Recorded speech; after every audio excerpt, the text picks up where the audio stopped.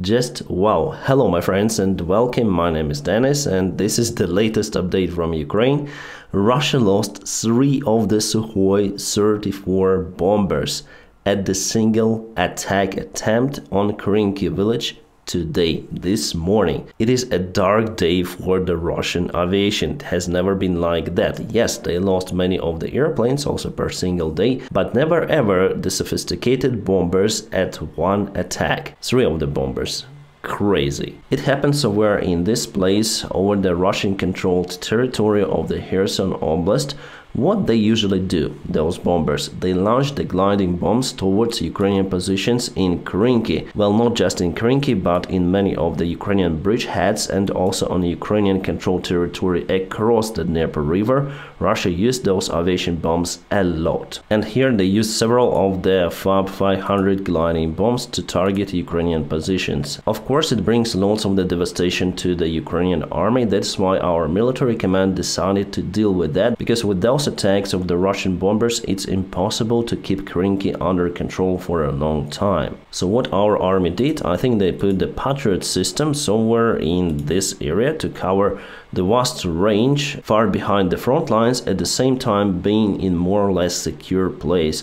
I just put the point randomly. I'm not sure where the system is located. The main thing that it should cover the gliding distance of the Russian aviation bombs, plus maybe a couple of more kilometers to make sure that we shut down the Russian airplanes. And today it was pretty much successful. About the Russian pilots, some of them survived and some of them not. Russia used the Mi-8 helicopter to evacuate wounded, survived and dead. There is the Russian Z blogger, the ex-military pilot called Flight Bomber, so he says that we took everyone alive and dead. According to initial information, it was the Patriot air defense system. Yes, for sure. I don't really think that NASAMS could do this job that effectively, well, at least on that range. The other big Russian military bloggers also confirmed today's aviation accident. Well, they call it the tragedy. They say that for the first time in several of the decades, Russian aviation is faced with developed air defense systems. Different types of those that were provided to Ukrainian army by their allies. By our allies. Meanwhile, the United States Air Force and the Air Force of Israel faced with sophisticated air defense systems in many of the conflicts in Syria, Lebanon and Iraq, because that side used what? Russian air defense systems like S-300. At the same time, Russian military bloggers admit that aviation of allies, United States and Israel, is capable to get rid of the enemy air defense systems or act successfully in the areas of the air defense using their tactics. They launched the fake targets, for example, able to spot the enemy air defense and eliminate it at once, or using the special fighter jet squadrons to eliminate the air defense systems of the enemy. Plus, they have much better surveillance compared to the Russian army, for example, satellites or the drone surveillance. So they speak about the school of the United States Army and how they used to deal with the enemy air defense, usually Russian made. But in Russia they say nothing like that is used. The complex job should be done to develop the new strategy and tactics for the Russian aviation, otherwise we would have the same losses as today, they say. We should learn on our mistakes, blah blah blah. So I'm sure that nothing like that would be done in the Russian army in the nearby perspective. First of all, because their military system is very volatile, it has lots of the inertia, especially from the Russian military command. They're struggling to equip their infantry forces properly and to develop the new tactics to fight against Patriot air defense, NASAMS. I'm not sure that it's possible for Russia. Well, at some moment it could be, but I believe not in this decade. So basically, if Russia doesn't want to lose their airplanes any longer, they should stop attack on Krinky and other Ukrainian bridgeheads. That gives Ukraine the opportunity to use those bridgeheads for the possible future attack. So we have one more sign that Ukraine is getting ready for something, because for the first time the Patriot systems were moved somewhere to the front lines. Well, actually I expected that action during the summer counteroffensive, but it didn't happen. Strange why. Maybe because by that time we haven't got enough of the Patriot systems and now a new one is coming, so it probably could have been deployed already near to the front lines. Meanwhile, Ukrainian aviation continued to use the JDAMs to target the Russian ammunition depots over here. It is also happening in Kherson region.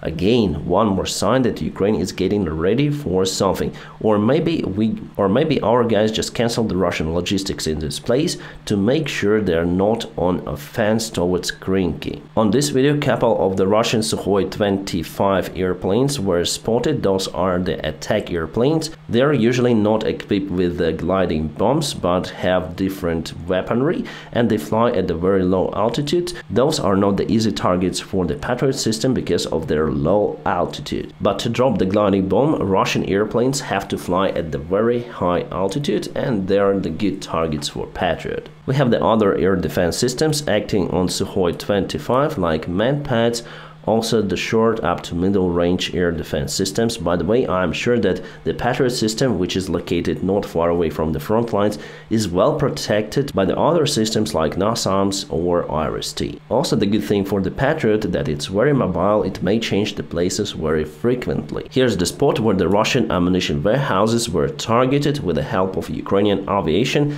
and JDAMs. So still not far away from Krinky. Krinky is somewhere over here. Also, I want to say a couple of words about the Russian Sukhoi 34 tactical bomber. Exactly the same one was targeted by Ukrainian air defense at the beginning of the war and crash landed at Buzova airfield, totally demolishing parts of our air club construction.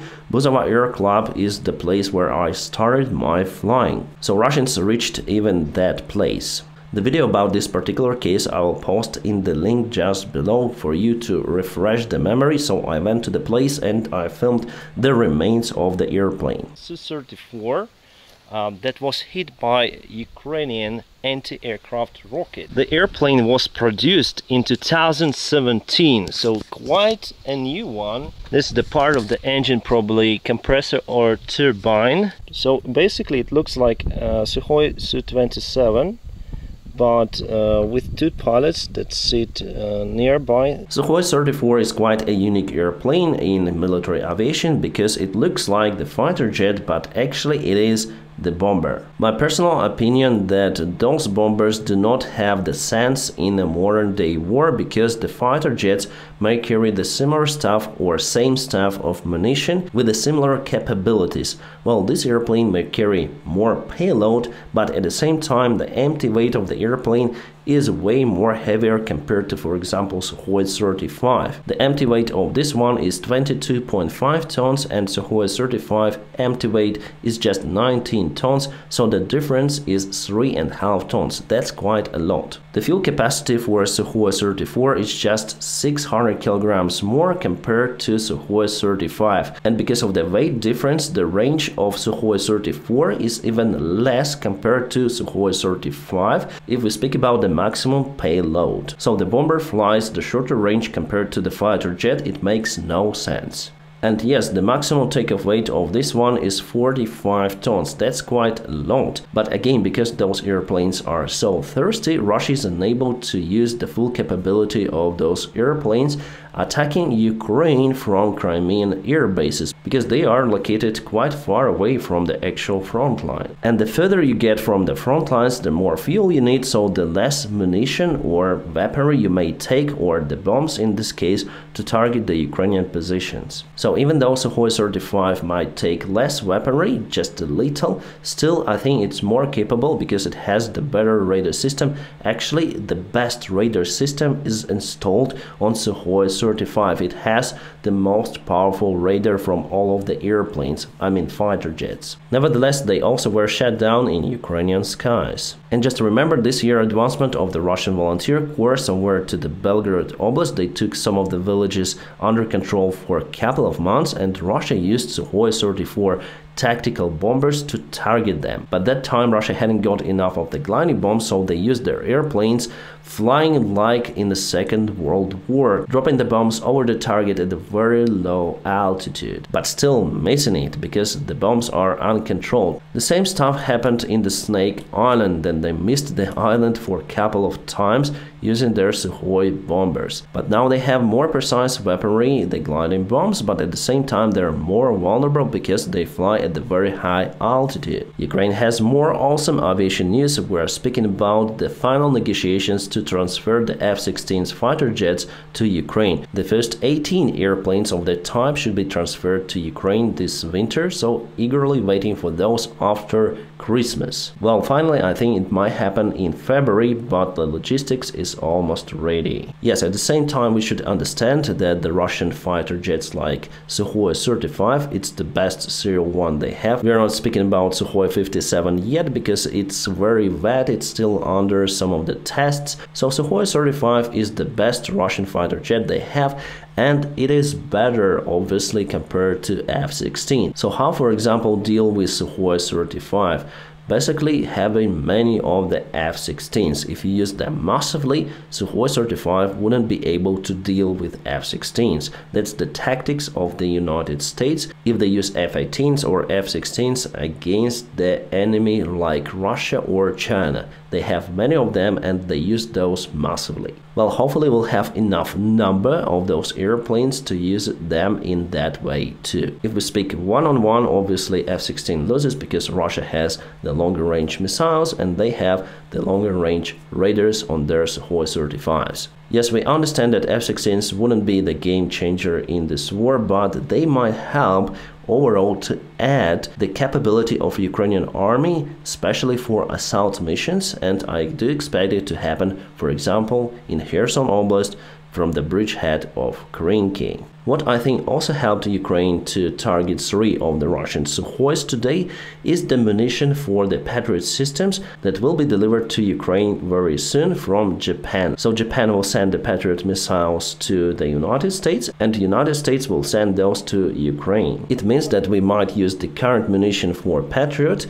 in the missions like you saw today, targeting the Russian Sukhoi 34 airplanes. Awesome. My friends, I'm still waiting for more information and probably images from the place about the Russian Sukhoi Su-34 airplanes. I'm gonna film one more video today with a general update of the front lines and probably will have more news about this particular case. About the Russian military aviators, they are not my colleagues. They are the war criminals after what they've done to Ukrainian cities, to the lives of Ukrainians. They bombed our civilian infrastructure with our residential buildings, killing many of us. So I wish them to burn in hell after what they've done to our country, to our people. So for them today it's the big tragedy, but for us it's the celebration day. My friends, don't forget to press the like to this video, and also if you want to support my job, you may check out some of the links just below.